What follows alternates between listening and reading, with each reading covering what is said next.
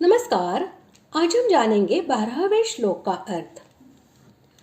छठे श्लोक से 8वें तक अनन्य ध्यान का फल सहित वर्णन करके 9वें से 11वें श्लोक तक एक प्रकार के साधन में असमर्थ होने पर दूसरा साधन बतलाते हुए अंत में सर्व कर्म फल त्याग रूप साधन का वर्णन किया गया। इससे यह शंका हो सकती है कि कर्म फल त्याग रूप साधन पूर्वोक्त अन्य साधनों की अपेक्षा निम्न श्रेणी का होगा। अतः ऐसी शंका को हटाने के लिए कर्म फल के त्याग का महत्व अगले श्लोक में बतलाया जाता है। श्लोक 12। श्रेयो हि ज्ञानमभ्यासाच् ज्ञानाध्यानो विशिष्यते ध्यानात् कर्म फल त्यागात् शान्तिरनन्तरम्। श्लोक का अर्थ, मर्म को न जानकर किए हुए अभ्यास से ज्ञान श्रेष्ठ है। ज्ञान से मुझ परमेश्वर के स्वरूप का ध्यान श्रेष्ठ है और ध्यान से भी सब कर्मों के फल का त्याग श्रेष्ठ है, क्योंकि त्याग से तत्काल ही परम शांति होती है। यहाँ अभ्यास शब्द 9वें श्लोक में बतलाए हुए अभ्यास योग में से केवल अभ्यास मात्र का वाचक है, अर्थात सकाम भाव से प्राणायाम, मनोनिग्रह, स्तोत्र पाठ, वेदाध्ययन, भगवान नाम जप आदि के लिए बार बार की जाने वाली ऐसी चेष्टाओं का नाम यहाँ अभ्यास है, जिनमें न तो विवेक ज्ञान है, न ध्यान है और न कर्मफल का त्याग ही है। अभिप्राय यह है कि 9वें श्लोक में जो योग यानी निष्काम भाव और विवेक ज्ञान का फल भगवत प्राप्ति की इच्छा है, वह इसमें नहीं है, क्योंकि ये दोनों जिसके अंतर्गत हो, ऐसे अभ्यास के साथ ज्ञान की तुलना करना और उसकी अपेक्षा अभ्यास रहित ज्ञान को श्रेष्ठ बतलाना नहीं बन सकता। इसी प्रकार यहाँ ज्ञान शब्द भी सत्संग और शास्त्र से उत्पन्न उस विवेक ज्ञान का वाचक है, जिसके द्वारा मनुष्य आत्मा और परमात्मा के स्वरूप को तथा भगवान के गुण, प्रभाव, लीला आदि को समझता है एवं संसार और भोगों की अनित्यता आदि अन्य आध्यात्मिक बातों को भी समझता है, परंतु जिसके साथ न तो अभ्यास है, न ध्यान है और न कर्मफल की इच्छा का त्याग ही है, क्योंकि ये सब जिसके अंतर्गत हो, उस ज्ञान के साथ अभ्यास, ध्यान और कर्मफल के त्याग का तुलनात्मक विवेचन करना और उसकी अपेक्षा ध्यान को तथा कर्मफल के त्याग को श्रेष्ठ बतलाना नहीं बन सकता। उपर्युक्त अभ्यास और ज्ञान दोनों ही अपने अपने स्थान पर भगवत प्राप्ति में सहायक है। श्रद्धा भक्ति और निष्काम भाव के संबंध से दोनों के द्वारा ही मनुष्य परमात्मा को प्राप्त कर सकता है। तथापि दोनों की परस्पर तुलना की जाने पर अभ्यास की अपेक्षा ज्ञान ही श्रेष्ठ सिद्ध होता है।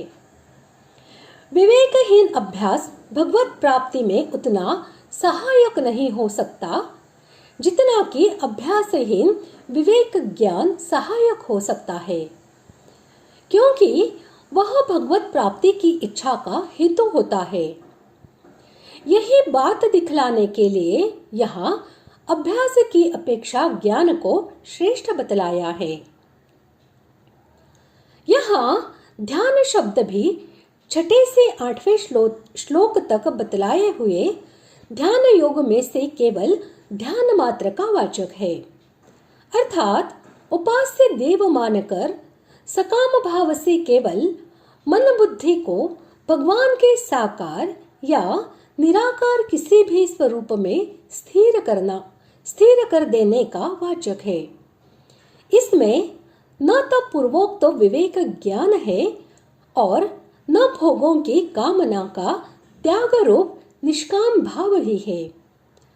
अभिप्राय यह है कि उस ध्यान योग में जो समस्त कर्मों का भगवान के समर्पण कर देना, भगवान को ही परम प्राप्य समझना और अनन्य प्रेम से भगवान का ध्यान करना, ये सब भाव भी सम्मिलित है, वे इसमें नहीं है। क्योंकि भगवान को सर्वश्रेष्ठ समझकर अनन्य प्रेम पूर्वक निष्काम भाव से किया जाने वाला जो ध्यान योग है, उसमें विवेक ज्ञान और कर्मफल के त्याग का अंतर्भाव है। अतः उसके साथ विवेक ज्ञान की तुलना करना और उसकी अपेक्षा कर्मफल के त्याग को श्रेष्ठ बतलाना नहीं बन सकता।